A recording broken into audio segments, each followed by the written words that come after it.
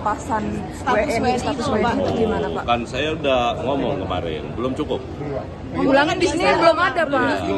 Satu, yang pertama, yang naik itu ini kebetulan PP yang sudah hampir 10 tahun tidak pernah berubah, ya.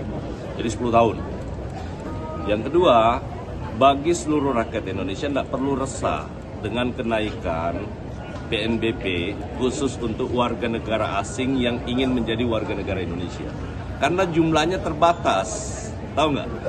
Kira-kira permohonan paling tinggi orang setiap tahun yang mau mendaftar menjadi warga negara Republik Indonesia itu paling tinggi 1.000 sampai 1.500 orang permohonan.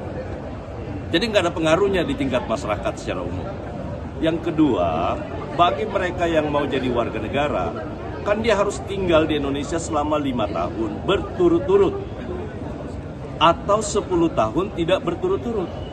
Sudah pasti orang yang punya kemampuan dari sisi finansial. Dan boleh teman-teman bandingkan berapa biaya menjadi warga negara di negara lain dibandingkan kita.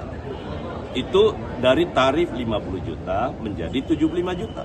Dan itu hanya berlaku buat warga negara asing yang mau menjadi warga negara Republik Indonesia. Demikian pula halnya kenaikan tarif untuk pelepasan kewarganegaraan. Kira-kira permohonannya 300 sampai dengan saat ini ada 300 orang. Jadi nggak ada pengaruhnya bagi masyarakat umum. Dari 1 juta menjadi 5 juta. Kenapa? Satu, kita kan membangun sistem. Kementerian Hukum sekarang bertransformasi menjadi kementerian dengan sistem digitalisasi, full digitalisasi. Alat ini harus dipelihara. Karena bukan hanya tergantung kepada satu layanan. Kita punya layanan 530 layanan publik yang harus dijaga. Karena itu saya berharap jangan dianggap ini sebuah keputusan yang tiba-tiba, tidak. Yang kedua, bagi mereka yang mau melepaskan kewarganegaraannya, juga pasti orang yang punya kemampuan finansial yang mumpuni. Tapi kita tidak bicara soal siapa yang mampu, siapa yang tidak. Dampaknya ke masyarakat bawah itu hampir tidak ada.